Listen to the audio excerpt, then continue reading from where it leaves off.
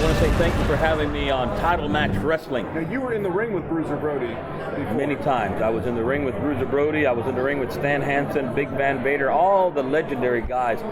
I had the opportunity of being in there with them. You know, these were guys that when I was growing up, they were already big in the business. So when I broke into business in 1987, they were in their prime. You know, and I was just breaking in. You know, I wrestled Bruiser Brody, Stan Hansen, Abdullah the Butcher, all three on the same night because we would do TV on a Wednesday for Puerto Rico. So they would have like 15 or 20 matches. So you had to wrestle, you know, several times a night. And I wrestled three times that night. I think match 1, match 7, and match 9, something like that. Those three legendary names in one night. It was pretty amazing. How dangerous was it in Puerto Rico? How scary, and what were some of the things that you saw? I'm going to tell you how scary it was. On the way here to Coastal Mania, I rode with Black Bart, legendary Black Bart. And we were talking and reminiscing about Puerto Rico and talking about this. And you know, when we tell people this, it's almost hard to believe. Fans think that we're making this up. These little kids would stand outside and sell rocks for a quarter. I kid you not, rocks for a quarter. They would sell these.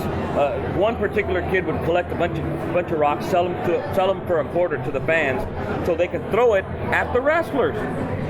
And there were times where we wrestled at places where we had to go underneath the fans to get under. It was a ballpark, so we were changing in the dugout, I guess is what they call it. And when we'd go back, we'd have to have security with plastic shields because they would throw bottles and stuff at us. It was very, very dangerous. One of the managers, his name is Barabbas, he got stabbed, by a fan just walking by to the locker room, or rather back to the locker room. So it was very, very dangerous. It was everything that you heard and then some. Almost like they had this outlaw mentality, and there wasn't any security. So and it was during a time where people, they really believed wrestling would, have that whole kayfabe era. That was it. So it was very, very dangerous. It really was. I was there on the unfortunate night that Bruiser Brody was murdered. I tend not to talk too much about it because a lot of the guys that were there, well, we don't really like this. It's not something that we take comfort or any type of happiness in wanting to talk about. What I will say was, yes, Tony Atlas was there. Yes, the Young Bloods were there, and yes, Frankie Hill and a lot of the guys that were during that time were at that territory in Puerto Rico. What I will say is it was a very eerie time.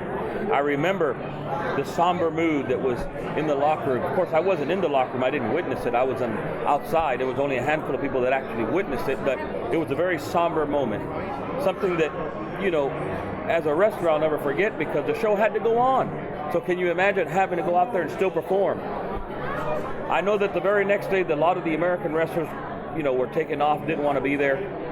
What I remember the most is just how somber the mood was. And it's just something that I don't like to remember because I can't remember anything, I can't remember it fondly.